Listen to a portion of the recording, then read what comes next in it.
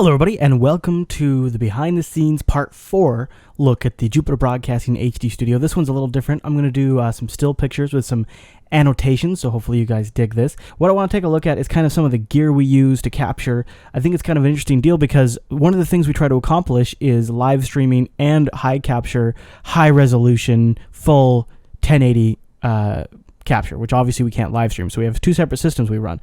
And that's what you're seeing here. You have there's two boxes here basically that run is so I'll segment off. Here's one system here, and then here's another system here.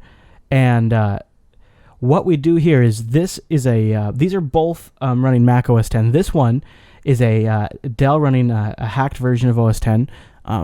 Don't do that at home. It was for journalistic and educational purposes only. And then over here we have a Mac that we'll swap in with either a Hackintosh or a laptop, depending on what we have. And that's plugged into, both of them are plugged into this Canon camera over here. And this Canon camera has two cords coming out the back of it. If you look at it, there's a blue cable here, and that's this guy. This blue cable is HDMI, and there's a black cable coming out the back. You can kind of see it. It's a shadow cable. That's FireWire, okay? So we've got HDMI and we've got FireWire, and the HDMI is obviously where we pull the high-resolution imagery off of. So we bring HDMI into this guy here, and this gives us our full 1080 picture using a little device here called the Matrox MXO2 Mini. Now, the MXO2 Mini is a pretty nice little device. It has all kinds of very handy inputs. We can do HDMI in, you can do component in, you can do HDMI out for monitoring, which is very important. And then it has a connection that goes out to the machine, which can either connect to a PCI card or a PCI Express card or a laptop PC Express card.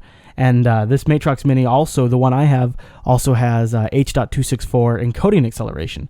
So it's a very nice box, and I love the heck out of it. Now, so that's this guy right here. That's our HDMI capture machine. It brings into this machine running Final Cut, which captures to a FireWire disc behind these monitors. Now, over here on this Hackintosh, we're running a program called Wirecast from a company. Telestream is the name of the company, and why you can kind of see it here. Here's the video right here that we're playing back. Over here is basically a switchboard, and let me see if we switch angles. You can kind of see it a little better here. We've got a switcher.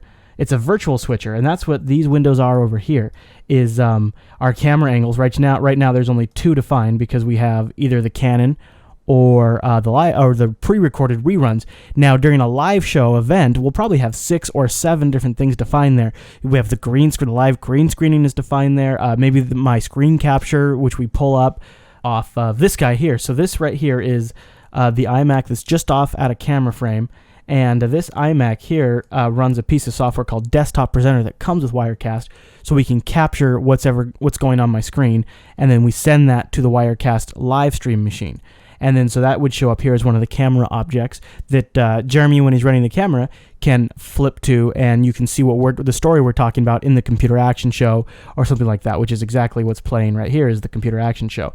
Now, this is video playback, which is captured using that same Desktop Presenter software. That's this little guy right here, and it just, that's a horrible arrow, isn't it? He just captures whatever I tell it to, so it's capturing now the video. That shows up over here inside the Wirecast window. So you see it looks like we have the video in two places, but this is actually the Wirecast monitor, and if you look, no lower third on this one, but you do see the lower third right there. So this is one of the things I've done is I've inserted a lower third, so that way people watching Ustream know it's pre-recorded and they know where they can go find more content. We also have in this shot, we have our wireless mic receiver, which we use for Beer is Tasty, which is piped in over some cables down here, which go into our mixer. Oh, and then over in this corner, I'm not sure if this is in the frame or not for you, but over here you can see the HDMI blue cable feed right here, which is going into this guy for the high-res capture, and then down below you can see a FireWire cable which goes into the Dell for the Wirecast capture. Now, the ring around the lens you can kind of see, and that is part of the Reflect Media Kit. It's a series of LEDs that shine green right here. So this guy right here, this shines green right around the camera lens onto the Reflect Media screen, and then it comes back into the lens as green. To our eyes, the screen still looks gray, but to the camera lens, it's green. Now, the other really nice thing here is you'll notice I have these two cables running outside the camera here.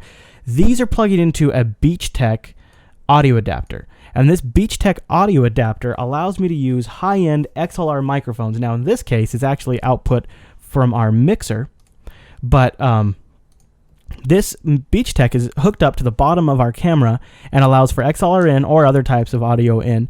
So that way I can do very high-end audio into a consumer-grade camera. So this has a line out that goes into the camera's stereo jack.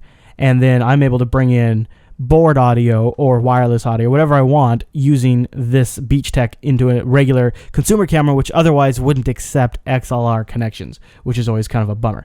All right. So moving on, let's go back to this machine here that's just offset. Now, this iMac is kind of our studio hoe in the sense that it runs basically any OS that we are reviewing, or if we're not reviewing an OS in an episode, it usually runs Mac OS X because for the screen capture stuff, that works the best. Now, what you'll see below it right here is an M Audio Fast Track Pro. Now, this M Audio Fast Track Pro, its job is it hooks up to the back of the iMac, and it takes the audio out of the iMac, and then from here runs into our big mixer. And the reason I have a separate external USB audio device instead of just using the iMac's audio is the iMac has really bad audio. And this is going to be the case with pretty much any motherboard audio chip, but for the most part, it's worse in laptops and iMacs because the components are so close together. Everything in here is so tight that you get crosstalk, and so you get a little bit of electronic noise in the output sound. And when we're taking Skype calls, what we have to do today is over here on the board, Jeremy has to pot down. That means turn down the volume of the machine when we're not using it. And then when somebody calls in, he has to run over there, push the volume up. Then when they stop talking, he brings the volume down. That way we don't get a lot of machine noise. So by moving that audio out into this Fast Track Pro, what we essentially do is we remove that interference. And so we get a much cleaner sounding audio. And when we're doing live streaming events like Coding with Brian or some other events, we can just leave the line open and people can call in whenever they want to, and we don't have to worry about the noise. One other thing I thought I'd mention here is you can't really see it in this shot, but this is this microphone right here is my Heil PR40. That's my microphone of choice. The other microphone we use, which we like a lot, is these MXL 990s, and we'll just put them down on the ground when we're not using them. Like if we're doing Beers Tasty, we need them out of the shot. But these little MXL 990s are like $80, and they're fantastic microphones, but you do need to be able to have XLR audio in. And again, this M Audio right here has XLR in, right? These two little black ports here are XLR, or you can get USB to XLR adapters. Now here's a look at our mixer, or mixers, I guess I should say. Now the first thing you'll notice here on this shot is we have kind of a mess, and this is because it's still a work in progress, so you'll have to forgive. And then of course we have the my beloved now, my favorite thing in the world, which is gaffer's tape holding up wires. What we do here is we bring in the mic audio from the board, or from the table, and then we also have one wireless here, and we also have a computer audio coming in here, which is right here. And then this is the wireless mic set that I use for special presentations. Not Beers Tasty, that's the other wireless kit I showed you earlier. Those all come into this board, which has a line out into this board, and this little secondary board is a little Mackie mixer, which we do separate audio mixing, where we can control what goes to the live stream, and then it has an audio out, which goes out over here into the live stream and off into that Dell that I showed you earlier. And then we can say mute the live stream, or we can boost audio to the live stream if we need to bring up audio, but we don't want to bring up audio in our actual recording. So this big board has a secondary line out that you can see here, which goes into the high-res capture via that Beachtek into the Canon that I showed you earlier. So we can feed the high-res capture one audio set and the live stream another audio set. Now that's important because you have different software mixes, and so one machine might need one audio level, another machine might need another audio level. So what we've been able to accomplish is feeding different audio by doing this. This is all a mix down that comes in this Mackie, but then we have some control here. And the other thing is when we're just doing rerun playback, I can just pipe it directly into this Mackie and then run a line into the live stream. I don't have to run the big board, which sucks down a lot of power. I think one other thing I kind of possibly glossed over, let me check through my different pictures here. Oh yes, this big sucker here. Now it's pretty hard to miss this guy. This is a fluorescent light, and we have three of them. One of them is in this shot, where there's one on the other side and there's one above the green screen to come down as a hair light.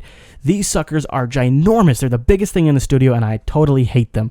I hope to one day replace them with some light panels, something small and efficient. They don't draw hardly any power. All 3 of the lights, and there's 4 bulbs in this big thing. This is a big diffuser is what this is right here. This big hood has a diffuser panel in it, and this all has a reflective material inside of it that reflects light out onto the people that are doing the hosting of whatever show.